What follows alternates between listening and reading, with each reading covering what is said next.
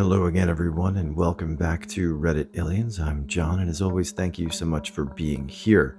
Very heavy, serious topic, so let's do it. How does it feel to take a human life? Doctors, military, criminals, life or death, etc. Please remember to like, share, and subscribe. This isn't exactly what you're asking, as it was more, I set things in motion to stop prolonging a life, but I'll share it anyway. My mom arrested when she was in the hospital being diagnosed with very late stage cancer. We were poor. She hadn't had a physical since God knows when. They brought her back because she didn't have a DNR, but she'd been gone too long and never regained consciousness. She had no living will or other instructions, so I had to sign paperwork to have the ventilator turned off. I was 18. My dad had died years before. She lasted a week before her body died. That whole week I spent swinging between hoping against hope that she'd wake up and thinking, oh, she's brain dead and her body just needs to catch up. So I was hoping it just would already, because while she was breathing, I still had hope she might wake up and that I'd have a mom again. I'm 52 now. She's been gone for about 2/3 of my life. When I think logically, I know I made the right decision. There was never a blip of brain activity that entire week, but sometimes that terrified 18-year-old makes an appearance and screams at me that I killed my mother. Edited to add, wow, this blew up. Thanks for all the upvotes, awards, and comments. I can't respond to them all right now, but I have read them, and thank you. I've had counseling, and 99% of the time I'm in a good place. ICU nurse. 11 plus years, have dealt with lots of end-of-life care. The hardest are the people that are awake and aware they're going to die soon. They are very close to cardiac arrest, and we're asking them, if you want to be made comfortable or want us to perform CPR on you any minute, where you will no doubt die. Most choose to be made comfortable, and I think my mental health has suffered for years because I remember the shocked look they give us when we tell them that they're dying imminently. More than 20 years ago, I intervened in a street mugging, assault, possible rape situation, 2 men assaulting a woman, where I ended up being stabbed, but I also killed one of the assailants. It was an absolutely horrible experience, made even more horrible by the fact that the victim of the assault later killed herself, apparently out of shame. This happened on a business trip in a foreign country, which made it even worse, as I had no one I knew to seek comfort from. The incident was recorded on CCTV, which confirmed my story, but to this day I still cannot fully recall my time in court, what the police officers looked like, or really anything for the next 6 months. I thought about the incident, and especially the victim, all the time, would get nauseated, cry for no reason in the weirdest settings, and was emotionally numb for almost a year.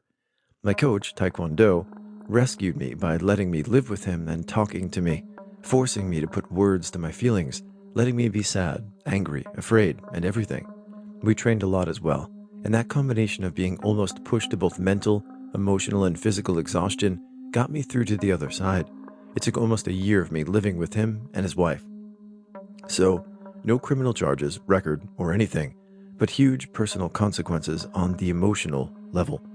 At the time, I was sure I would or could never intervene in a similar situation again, and I did have quite a lot of social anxiety if I saw agitated people when going out, but I have since gotten over that. I haven't taken a life, but I was the driver of a train when a woman threw herself in front of me. I've never felt much guilt because I fully understand it was her choice and I was just the mechanism available to her.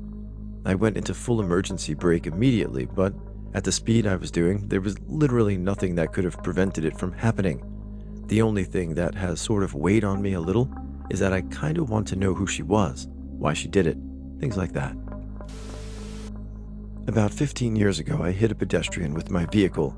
They came out of nowhere, and autopsy proved they were blitzed on drugs and alcohol, and I suffered no legal ramifications.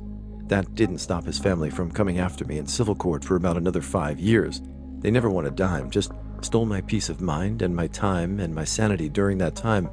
I feel terrible to this day for the loss his family suffered, but also I hate that family with a passion. As if the trauma of the event wasn't enough, they drug my name, reputation, and mental health right through the mud for 5 years because they couldn't accept their son made bad decisions. I'm sorry that you had to endure it and relive it for so long. I'm sorry for the family of the victim, your family, etc. There's no good answers there. I haven't taken a life in the way you mean, but I have managed patients for heart beating organ donations, and as such, have had to turn off the machines keeping the body alive a few times. The first time was a 16-year-old child who was brain dead after a head injury. I managed him like a normal anesthetic for a few hours, then turned off the ventilator and walked away. It's a very weird feeling. You know that the outcome is several other people receiving organs and saving their lives, but at the expense of your patient. In fact, here you get a letter after saying where the organs went and how many lives were saved by the donation. It's an honor and a sadness at the same time. I've been through this situation. Won't go into details too much other than to say that it's kind of surreal. Most days you forget what you even did or what happened. You know it all conceptually, but it's like trivia. It's true, but not real, if that makes sense. That's how you live with it. When it comes back to you at night, or when you're alone and you really dwell on it and make it real again, take ownership of it, that's when it hits hard and tears you up until you can pick it up and put it back in the box again. If you know, then you know. If this doesn't make any sense, then I'm happy for you. I've seen patients code and the doctors not resuscitate. This wasn't my call to make, but I did see them die, and I had to clean up after. It's a strange thing to think about, that death isn't two finite states but a process, and anesthesia during surgery is riding that thin line. Gave me an immense appreciation for medicine and surgery. It's beautiful to me, just how far gone somebody can be, and yet the doctors can bring them back to health. I've been there myself too, and am not scared of death anymore, although pain is scary, but I've endured a full 9 to 10 out of 10 for weeks on end, so I know that the will can be found, and that we are immensely more resourceful than we might think. Respiratory therapist. I'm usually the one to pull the plug, which is actually to remove the endotracheal tube. I'm not sure if this situation is what you were looking for, but most of the time it's relief. People have a tendency to let their loved ones suffer far too long on the ventilator and often go against the patient's wishes and most forms. I don't mean that in a judgmental way. It's a hard decision to make. My first job out of college was with a local pharmaceutical company. My first project was to fix a certain product and return it to production. It was very hands-on work, and I was very proud of it. Many years later, I went down the rabbit hole late one night and found that that product, and specifically product from that first batch back, had been procured by questionable means and used off-label in state's lethal injection protocol. I learned that by reading an account of a death row inmate who had maintained his innocence to the end, his execution, which was said to be not exactly peaceful, was used to support an unsuccessful appeal of cruel and unusual punishment by another inmate. I struggled with that knowledge quite a bit. Something I had been proud of in that job was that I was helping to heal people. Finding out that I had unwittingly contributed to an execution made me feel violated. My opinion on capital punishment changed significantly after that, as did my choice in career. War. War never changes. It's true. I'm sorry. And hopefully you have good local support from VA or a friends group, and you can battle through it. It'll get better. Former military. In the heat of the moment, you don't think about it. You just place red dot on object until it stops moving.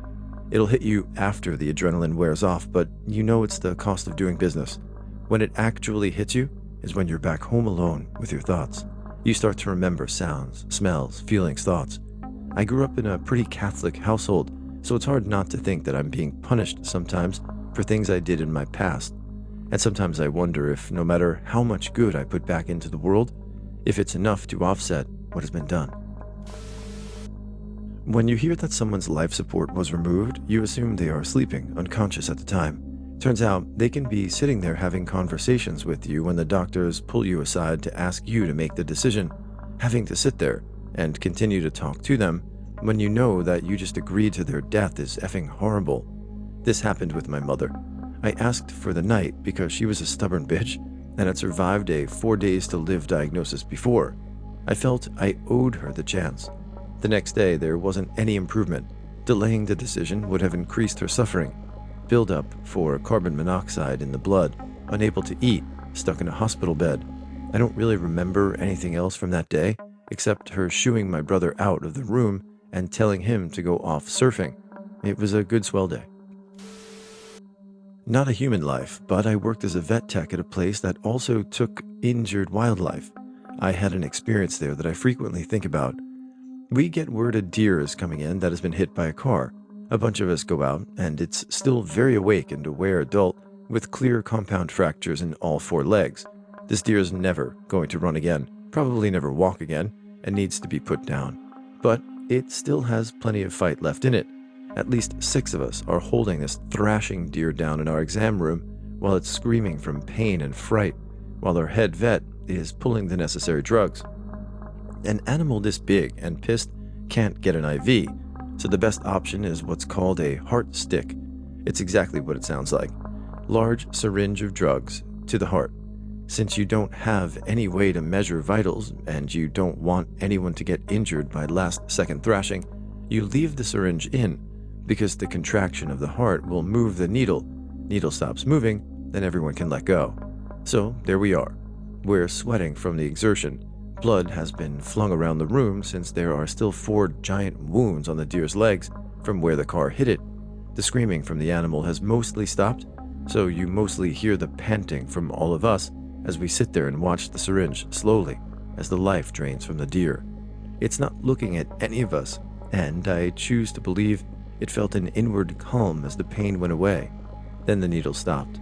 All of us loosened our grip on the poor animal, and this whole thing, which I'm certain was less than 5 minutes, was done, and we had to clean the exam room so we could see other patients that day. That was in 2007, and it feels like every year I have different feelings about it. I was present and involved in plenty of other euthanasia instances for a variety of species, but that one will always stick with me. It can feel good, which is a problem, because then you may feel guilty for feeling good and start viewing yourself as a monster, which can lead to a spiral of self-loathing later on. They are complex emotions. Combat-related issues aren't just about direct trauma.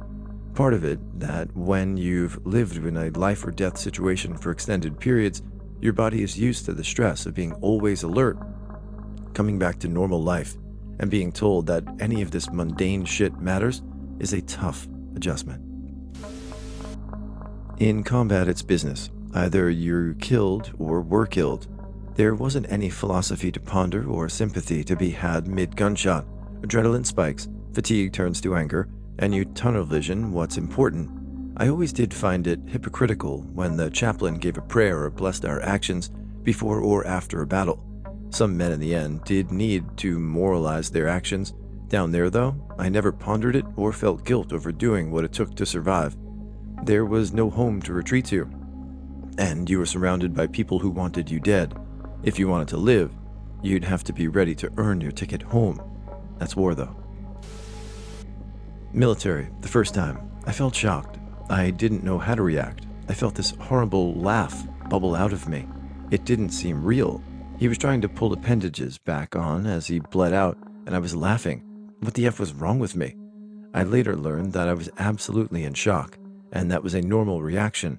But for a very long time, I struggled with feeling like there was something wrong with me, that I was psychotic or that crazy people laugh when they see people die. And it took a lot of therapy to realize that I had a normal reaction of pure shock. I've never truly moved beyond that moment. I'm 35, and I was 19 when I first took a human life. When I was 24, my mom died of cancer at my grandparents' house. My little brother and sisters were there along with my uncles and grandparents. The coroner sent one guy to transport the body. He was struggling, and I stepped in to help remove my mother's body from the bed, down the stairs, and into the coroner's van. The van had barn doors, and I was trying to close my side, and it wouldn't latch, so I sort of kept trying to close it. It was just me and the coroner guy in the driveway, and he put his hand on my wrist and he said, "My side has to close first." It was dark, and there was no dome light in the van, but as I write this, over 20 years later, I can still clearly see the impression of my mother's feet in the body bag as the coroner closed his side. and then I closed mine. It was sad, but I also feel pride in knowing that I escorted my mother's mortal remains on this earth as far as I possibly could. I later spread her ashes. The longer we exist, the inevitable will happen that we lose a parent, guardian, or loved one. But to have that moment, I hope you found some sort of comfort in it. It's a nice moment. Thank you for sharing. It really depends on how you try to rationalize it. I've seen too many people die, and more than I'd care to admit by my own hands. Most times you just have to not think about it so you don't feel it. Otherwise, you can be stuck dwelling on it forever. The first few definitely suck until you can rationalize that out, because you have a rush of emotion amped up by adrenaline, fear, excitement, guilt, anger, remorse. It just floods you until you can hold it down, until eventually you've forgotten about it. It may be weird, but I've certainly forgotten about most of it. But something I've never been able to forget was when I was driving to work 15 years ago, and a kid on a skateboard went across the street and was hit by the truck in front of me and killed instantly. I tried to help, but his neck was clearly broken. I provided CPR until an ambulance arrived, I think only to comfort the people around me into believing they had a chance. And giving a statement to the police defending the poor driver felt awful. The kid flew in front of him so fast he had no chance to stop. I guess it's easier to rationalize if you have someone to hate, like a bad driver, but the dead kid was the one at fault. And there's no good way to explain that to a police officer, who then has to tell the parents that their child was killed by a driver who had no chance of stopping. If I had to choose between killing 100 enemy combatants or experiencing that kid dying again, I'd rather kill the 100 people. At least then there's the comfort that it's your choice, and there's at least some justification, no matter how small. I know what it's like to lose them. It's surreal. It's not a you or them in this light, but you know when it's going bad. Helpless, waiting, watching the board, going over and over the places where you went wrong, beating yourself up. Then, if you're lucky, you realize you have no control over what someone does or why. Nothing you did or didn't do caused this. If they are determined, they'll take their own lives. Definitely not my story, but I read of a man who signed up to fight in Iraq, US Marine or Army, can't remember which. He wanted to kill someone and feel whatever spiritual, emotional rush you get when this happens. His thoughts, not mine.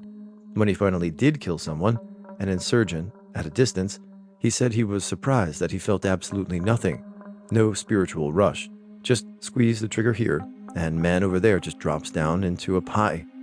Didn't feel anything like he thought he would, just felt ambivalent.